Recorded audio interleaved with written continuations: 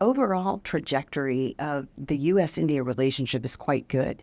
There is a very strong foundation now. We have the defense enabling agreements. Trade is going well.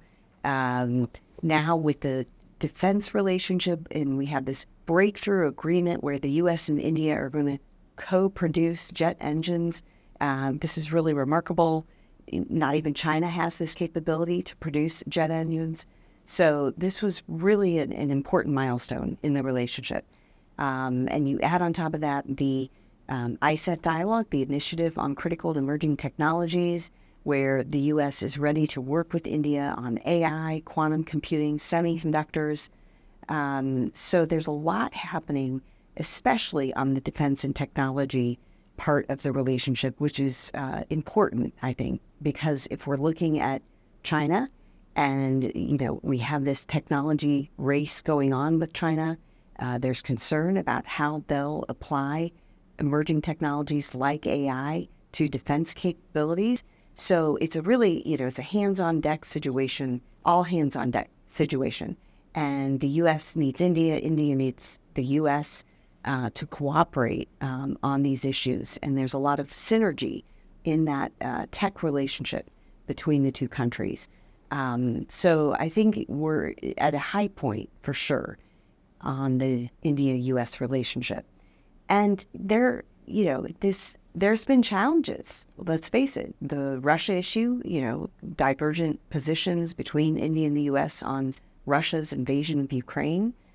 We have the Canada situation, the tensions between Canada and India.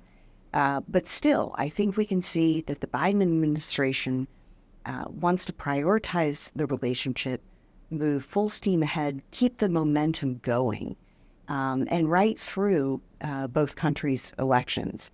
If President Biden does visit in January, I think that will, really show his commitment to the country because, of course, he's going to be in full-on campaign mode by that point. So it would really be almost a miracle if he can find the time to come again to India because, of course, he was in India in September for the G20. So that will really be a strong signal of India's importance if he can come to New Delhi once again.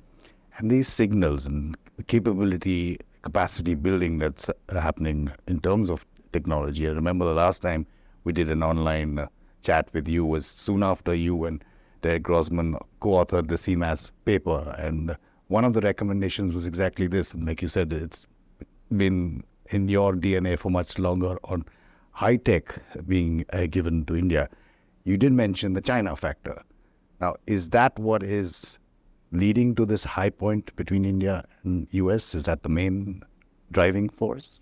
I think that's a primary driving force. I don't think it's the only driving force. And of course, the U.S.-India relationship has been expanding and growing over the last 20-odd years, whether it's a Democratic administration or a Republican administration. So I think, what we see is the U.S. and India are becoming more than partners.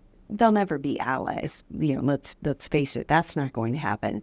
But it feels like the relationship is even more than a partnership. Maybe let's call it partnership plus.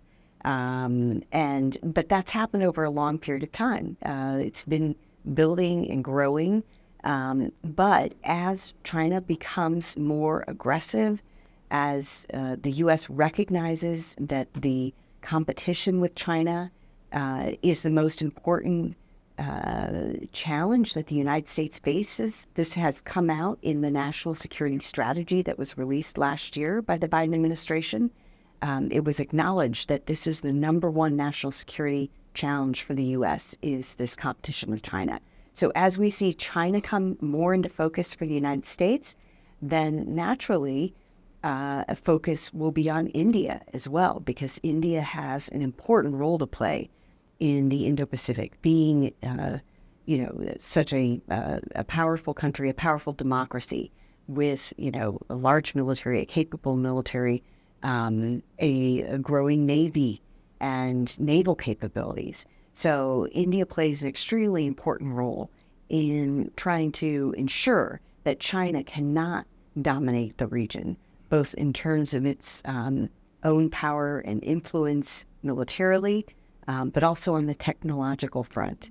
So I think the U.S. and India have a mutual interest in that, and that certainly is a major driver behind all the progress that we've seen over the last couple of years in India-U.S. relations.